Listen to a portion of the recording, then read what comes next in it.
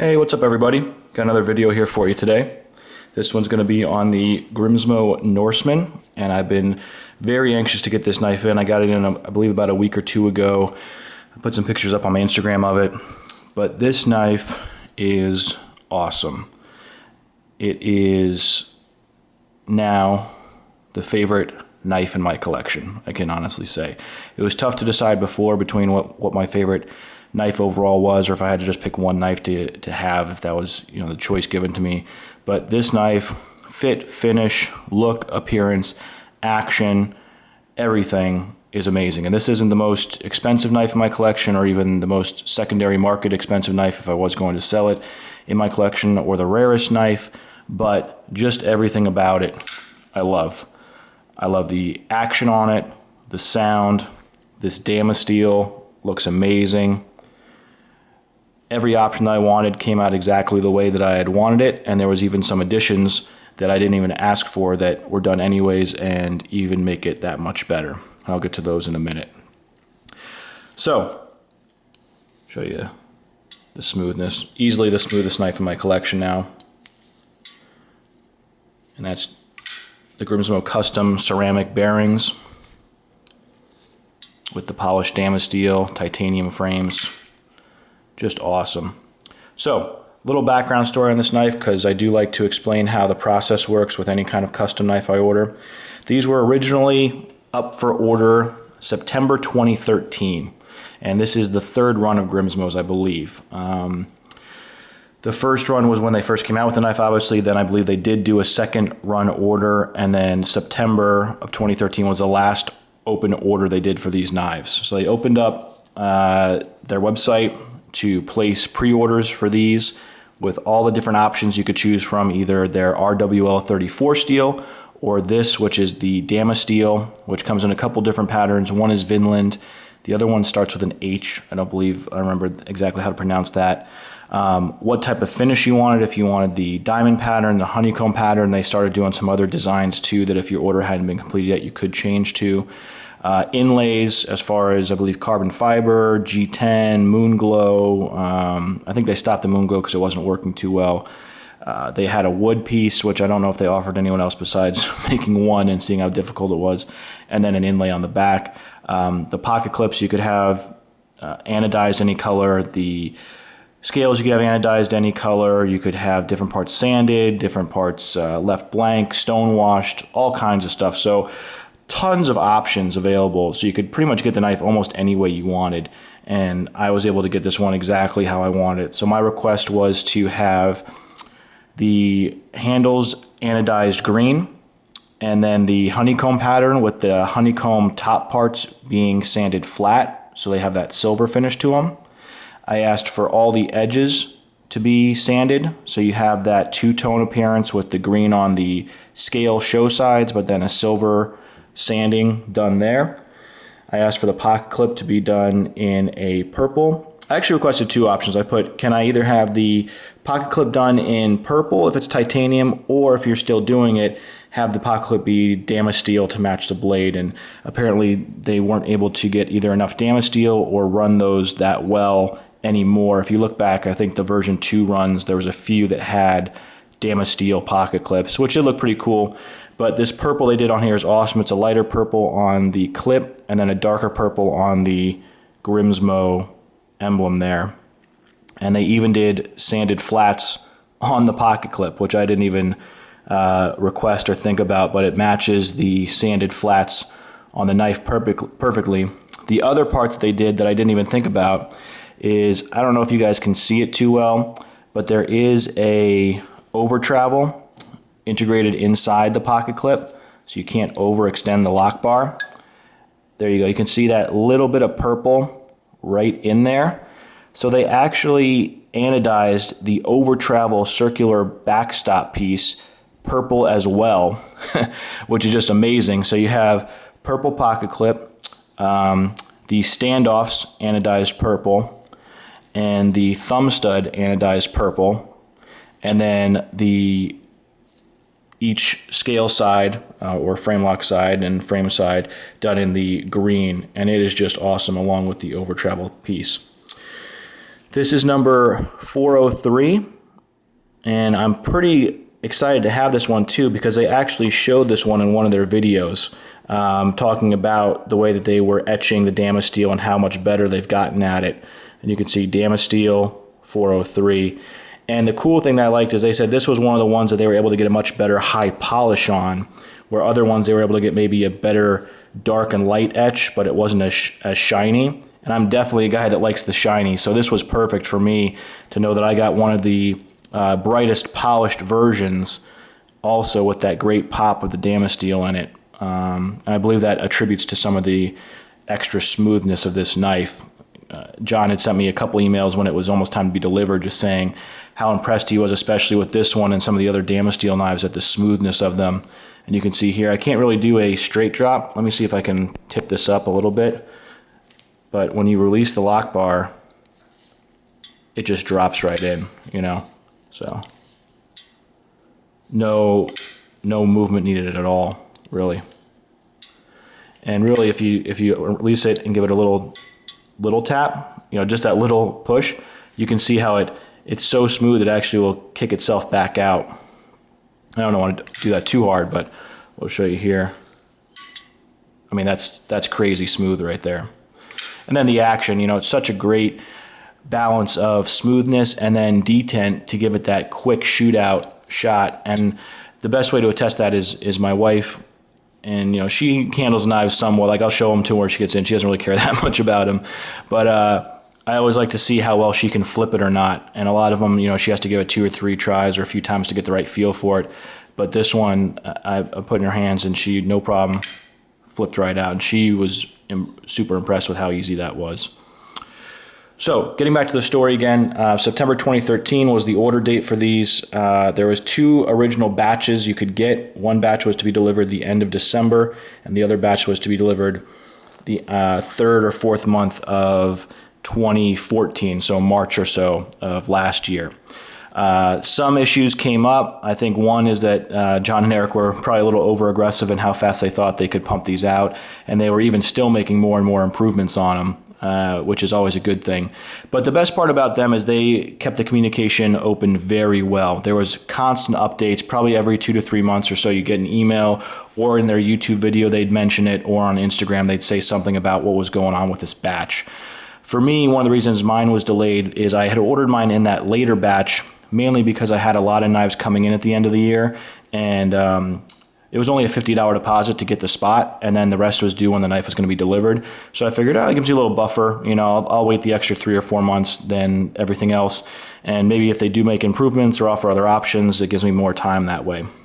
Well, it ended up taking, instead of getting this delivered in March of last year, I got this delivered in February of this year, so almost 11 months longer. And one of the reasons was this Damasteel. The company, I guess, was having some problems getting enough of it to John and Erik, or the amounts that they needed, or the sizes, or something to that effect. So they had to specifically send an email out to anyone that had ordered Damasteel back in, I want to say, July or August, just saying, hey, we know these have already been delayed somewhat, but we're still waiting to get that in. And while I'm talking, I'll show some more macro views of this. So I had no issue. There's always going to be delays, but I never once really ever had to reach out to them directly and say, hey, what's going on? Have you forgotten about me? What's this? There was always an update of some kind. And then when it was in queue, the communication jumped up even greater. John specifically sent me pictures of it in progress. He said, look, your stuff is on the bench. I just finished my part of it. It's going to Erik's bench now. And then he sent me additional pictures of it. And then before it shipped, he sent me, look, here's everything on the knife. Just wanted to make sure it's exactly what you wanted. He sent me, I think, a short video clip of it, or maybe that might have just been on Instagram with a tag on it. But the high resolution pictures, seeing everything, his description of it. And then additionally, sending the invoice, which had a perfect breakdown of what everything was on here. So it matched up exactly to what I had originally ordered, to the original email I had, and that's just always just very much appreciated. So the deposit was extremely reasonable. The process worked very well. There were some delays, partly to material and partly to the amount that they took on in number of knives they were making, but there was never a breakdown of communication. There was never any things taken away or changes made to what my original order was. and overall very impressed. Love this knife. Like I said, it's pretty much the favorite in my collection now. And if they do another batch of these, I'm definitely going to try and order another one. I want to get the Damasteel again and maybe get the different pattern than the Vinland pattern, but I think I'd like to get one with inlays on it too, just so you see. Obviously I'm wearing gloves here where I'm not going to mess up the anodizing on it as much by, you know, holding it and getting all the finger oils all over it. I think I got the inlay here and then the 2 inlays here. This satin actually helps. So on the front, you actually don't get too much of your fingers in these grooves where the anodizing is showing. But yeah, it does, you know, change it somewhat. But that's just awesome. So super impressed with this knife. As I said, you guys probably know the specs on these, but full titanium slabs on each side, frame lock with the over travel, titanium pocket clip, Damasteel blade in that, you know, nice recurve Tonto, which I just think looks terrific the way this is set up. And then we'll show this side. Everything else is polished on it. You can see the polished pivot screw here, if it will focus. The polished Torx screws, and then the Grimsmo face custom front pivot which locks in there. This thing is just amazing. Love this knife. If I had to, the reason I really want to is so I can carry one and not feel that bad about it. But for now, this thing's just the collector's piece sitting in the display case and showing to people that come over. Maybe take it to some knife shows to show around. But this thing is just awesome. Love this one-sided thumb stud and how well it just fits in there. Everything is so precise on this piece. Just amazing. But if you guys ever get a chance to order one, either direct through John and Erik or possibly through a dealer that gets some, I highly recommend it. This knife is just amazing. You can see the lockup here on it. I kind of want to make sure I show everything, but I'm just having so much fun playing around with it here. The high polish here on the choil. You know, you can choke up on there enough. The jimping on here, extremely nice. Great feel in the hand. One thing I worried about is I always thought these knives did look a little thin as far as the thickness on the scales and even the blade. But you can see when you get this thing up close, it actually is a pretty thick blade stock on here.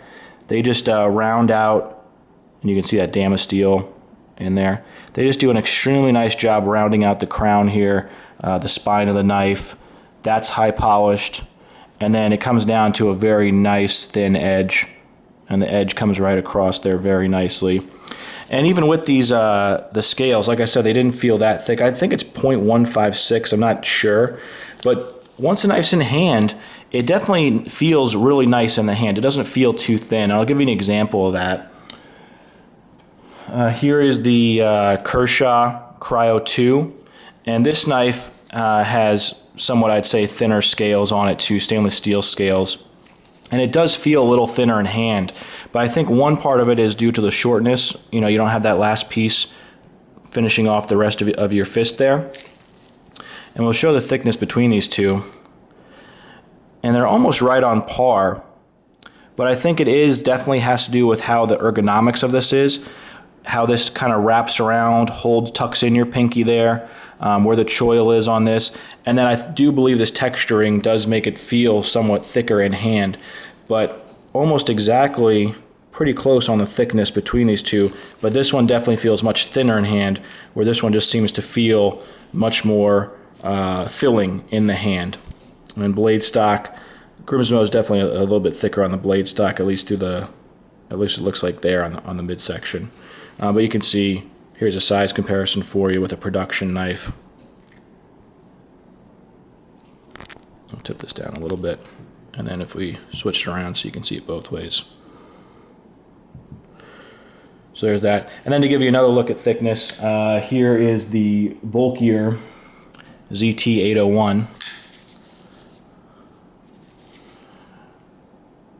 And you can see the spacing a little bit wider, and I'd say the titanium is slightly, I think it is a little bit thicker on the ZT801, at least even on this, on the right side on the lock bar scale, than the Grimsmo. but this feels just as good as this does in hand. Oh, this looks so cool, just this blade shape, how it is like that. And then just show you a size comparison there. And then smoothness wise, I just wanted to show two of the smoothest knives that I have. This one I think is one of the best firing knives that I have. You know, it's not the smoothest as far as clothing. It's nice, it's good, but you can see, I think the action on the 801 is excellent when you can just see it compared to, but you can see how much smooth this closes. And then this one, I don't know, this one is just awesome how it feels when it shoots out. You don't have to give it that much effort either. You know, this one, if you want to push button it, or if you just want to light switch it.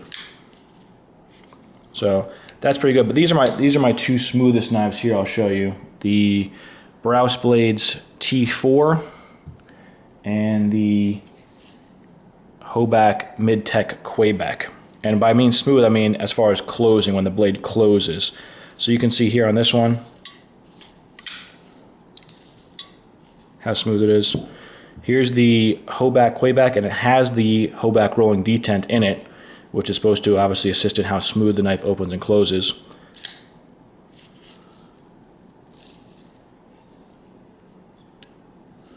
It's smooth, but it doesn't just guillotine drop. You know, you have to give it a little tap, but it's not held up at all, you know.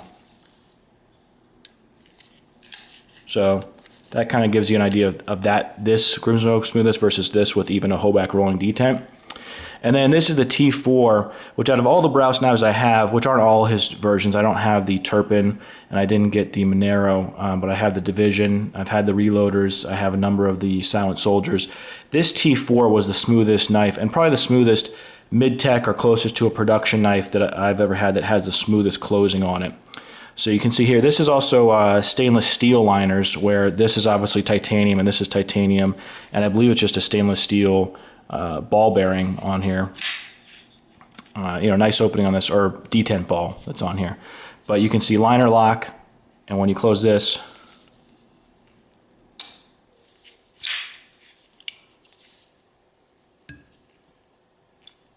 well, it's hard with this angle of the camera. Let me just tip it up a little bit, and then I can kind of give you a little bit more angle on it. But open,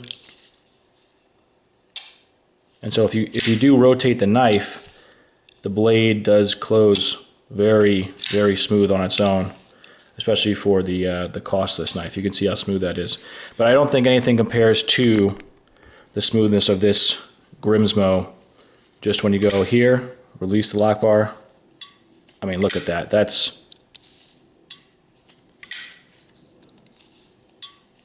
And then if you do give it a little push closed, I mean, that's crazy. So definitely the smoothest knife as far as closing. Very nice, very, I'd say quick and snappy deployment on this.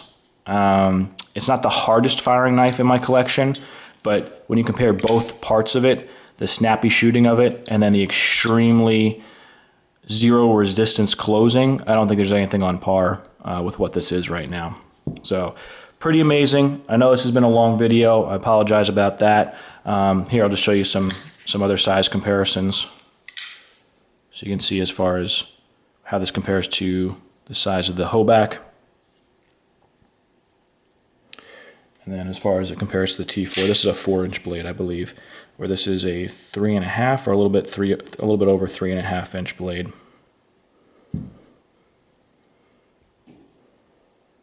So that's that. And then I'll show you a quick cut test, and we'll be all set. Oh, and I gotta show you the packaging. So sorry about that. I'll do the cut test real quick, just to show you the sharpness of this blade.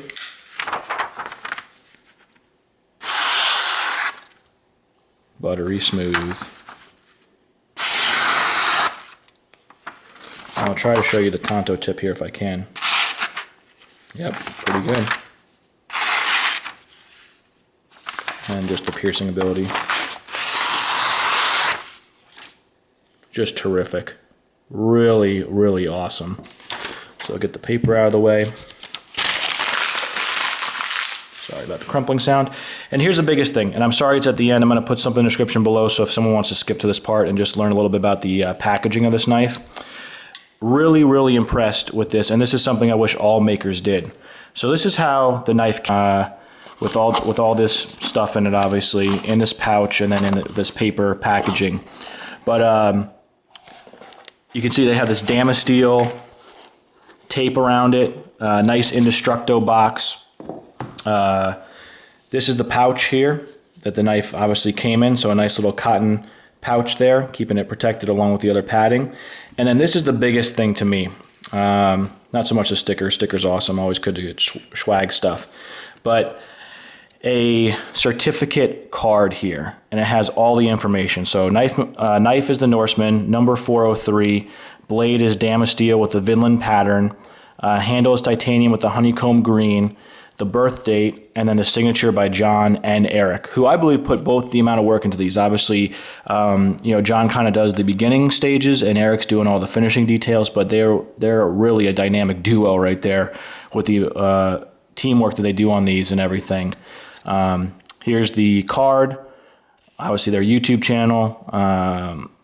Just awesome stuff, just the detailed design of this. But this is very big. I like that the knife is numbered, the information on it. I wish that all custom people did all this too, because a lot of times you'll get custom knives and they won't have this type of information with them. It just, you get the knife in a rolled up piece of cloth or newspaper or something, and that's it. And you're like, wow, I mean, this knife is amazing, but I wish I got some other stuff with it. They give it in the nice packaging with the pouch, with some swag, with the certificate of authenticity and information on it. And then here's just their business card right there. So really appreciate it. Thank you to John and Erik for the amazing work on this. If you guys are going to do another run of these, I'm definitely going to get in on it. But that's everything we got here. So hope you guys enjoyed it, and I'll catch you later. Peace.